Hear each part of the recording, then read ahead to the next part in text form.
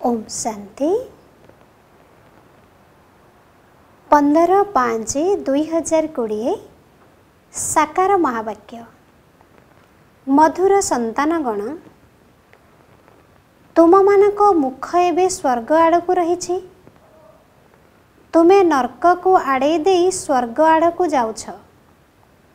सेथिपाई बुद्धिर जोग नर्करू बाहर कर दियो।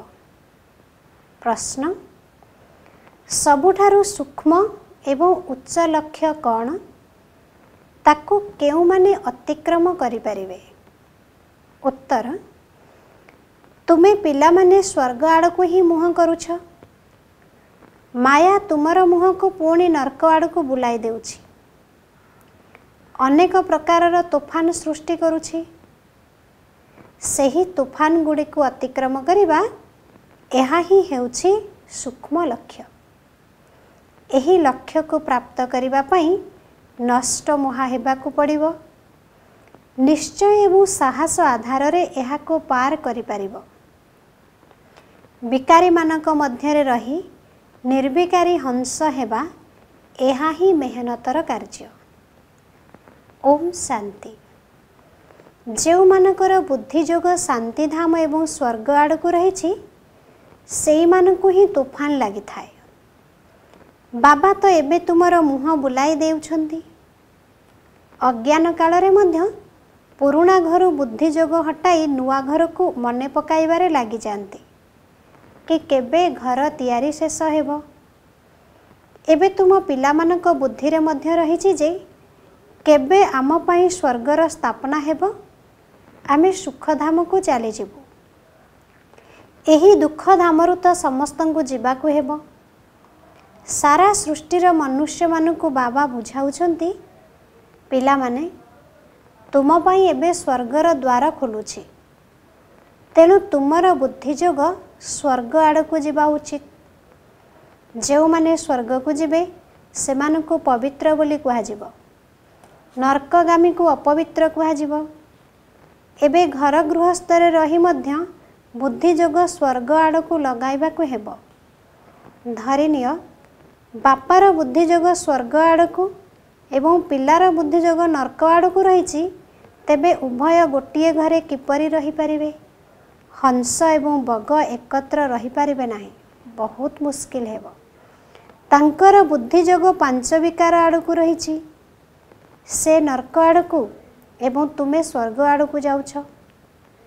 तेणु उभय एकत्र रहिबारे बहुत प्रकार खिटपिट हेउछि। उच्चत लक्ष्य बहुत रही। बापा देखुचंदी मो पिलार मुह नर्क आड़ को रही, नर्क को जिबा बिना रही पारु नाही, तेबे कौन करबा उचित? निश्चिंत घरे झगड़ा चलिबो। कहिबे ये पुण केउ ज्ञान? पिला माने विवाह करिवे नाही। अनेक तो घर गृहस्थरे रहउचंदी ना। पिलार इच्छा नर्क को जीव, से चाहूचे मु नर्क को जीवी, किंतु बापा कहउचंदी स्वर्ग को जीवा पई। तेणु परस्पर मध्य संघर्ष हेउछि। बाबा कहउचंदी पिला माने वर्तमान तुम समस्तंकर बुद्धि और पुराणा दुनिया रो बाहरी जीवा उचित। पिला मानकु बुझाई दिया जाइछि, एहा हेउछि ज्ञान सागरंकर दरबार। भक्ति मार्ग रे इंद्रंक दरबार रो गायन रहिछि।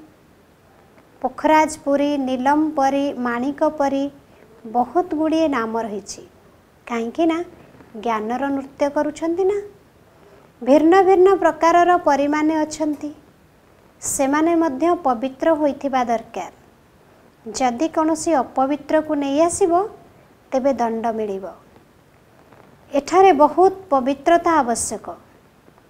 एही लक्ष्य बहुत उच्च। सेथिपाई ब्राह्मण परिवारर वृद्धि शीघ्र हेउ नाही। बाबा जो ज्ञान देउचंती ताहा तो कौनसी शास्त्र पुराण रे नाही। एठारे तुमको बहुत तूफान आसुछि। छोट दीप को तो तूफान गोटिए ही झटकार लिभाई देई थाए। अन्य मानकु विकारी हेबार देखि निजे मध्य विकारी होई जाउछंती। एकथा बुझिबा पई बुद्धि विशाल हेबा दरकार।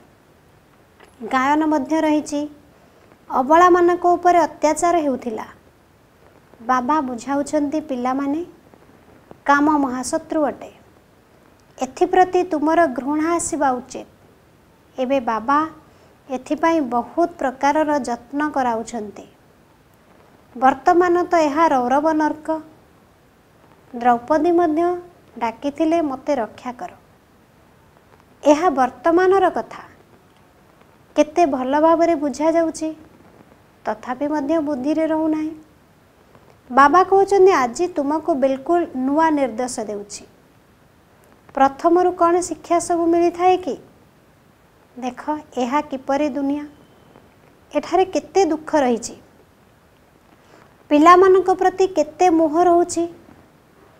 मनेकर कहार पिला मरीगले एकदम पागल हो जाउछन्ति। एठारे तो असरंती दुख रहिछि। एपरि नुहे जे जी साहुकार अटंती से सुखी होइथिबे ना, एठारे गरीब साहुकार समस्ते दुखी। साहुकार मन को तो रोग लगी रोचे ना, डाक्तरखाना रे पड़ी रहउछन्ति। गरीब माने साधारण वार्ड रे रहउछन्ति, साहुकार को अलग स्वतंत्र कोठरी मिल जाउछि। किंतु दुख तो जेपरी गरीबों को हेउछि सेहीपरि साहुकार को मध्य होउछि ना।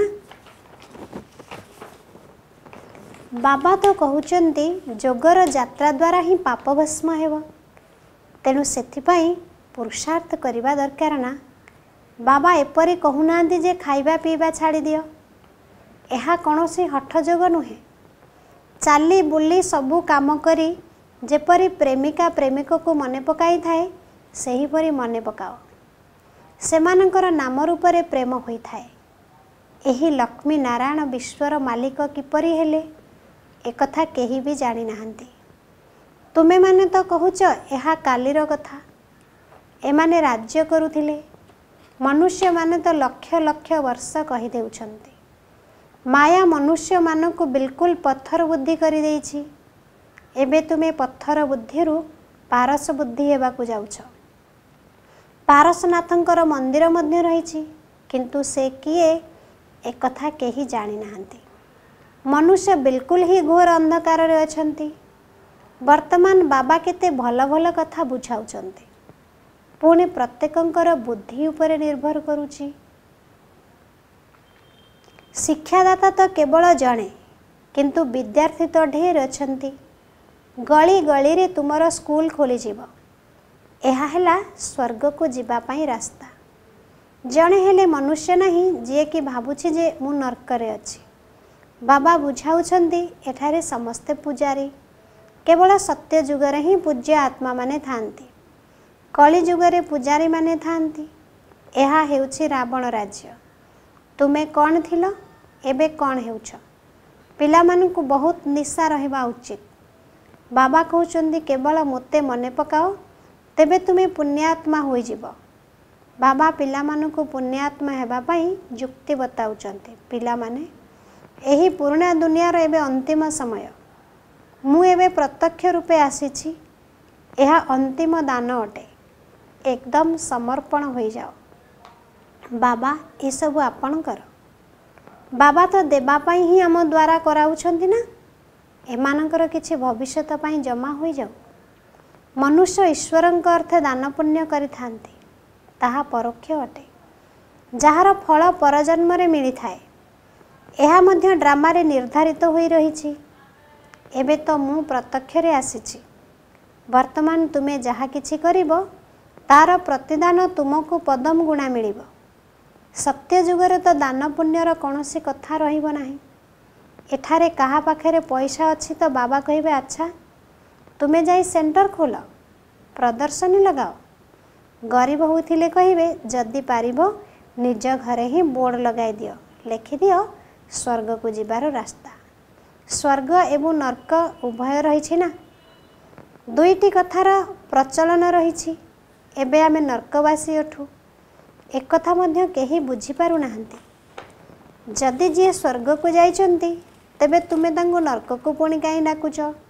स्वर्ग रे कौन केही कहिबे कि अमको स्वर्ग को गला, से तो स्वर्ग रे अछन्ति। पुनर्जन्म मध्य तांकर स्वर्ग रे ही होई थाए। सेहीपरि एठारे पुनर्जन्म नर्क रे ही हेबो। ए कथा तुम मानकु बुझाइबाकु हेबो। भगवान उवाच मते मने पकाओ कहीं ना मुही पतित पावन अटे। मते मने पकाइले तुमे पूजारी रू पूज्य होइजिबो। जदिओ स्वर्गरे समस्ते सुखी रहिबे किंतु क्रमानुसारे पद पाइबे। यह बहुत उच्च लक्ष्य अटे। कुमारी मानकु तो बहुत सेवार निशा रहिबा उचित। आमे भारत को स्वर्ग करी देखाइबु। आदर्श कुमारी सीए जे कि 21 कूलर अर्थात 21 जन्मर उद्धार करि पारिबे। अच्छा, धारणा पाई मुख्य सारांश। 1 नंबर पॉइंट, यह पुराना दुनियार अंतिम समय अटे जेतेबेले कि बाबा प्रत्यक्ष रूप में आसीछंती। सेथिपाई पूरा समर्पण हो जावा उचित। बाबा ए सब आपणकर अटे एभली भाविबा द्वारा पुण्यात्मा हो जिवो। 2 नंबर पॉइंट, मुरली केबे हेले मिस करिवार नाही किंबा मुरली पढ़िबारे केबे भी बेपरुआ हेबार नाही। एपरि नुहे जे न पढ़िले कौन हैला मु तो पार हो जाउछि ना, एपरि भाविबा देह अभिमान अटे। मुरली निश्चिंत पढ़िबा दरकार। वरदान, निश्चय आधार रे विजयी रत्न होई समस्तंक प्रति मास्टर सहारादाता हुआ। निश्चय बुद्धि पिला माने विजयी हेबा कारणरू सर्वदा खुशी रे नाचु थांती। सेमाने निजर विजयर वर्णना करती नाही किंतु निजे विजयी होइथिबा कारणरू सेमाने अन्य मानकर मध्य साहस बढ़ाई थांती। काहाको भी तळकु खसाइबाकु चेष्टा करि न थांती, बरं बाबांको भली मास्टर सहारादाता होई थांती। अर्थात नीचरू उच्चकु उठाई थांती एवं व्यर्थ ठारू सर्वदा दूरेई रही थांती। तबे व्यर्थ ठारू दूरेई जिबा ही विजयी हेबा। एही भली विजयी पिला माने समस्तंक पाई मास्टर सहारादाता होई जांती। स्लोगान, निस्वार्थ एवं निर्विकल्प स्थिति रे सेवा करुथिबा आत्मा ही सफलता मूरत अटंती।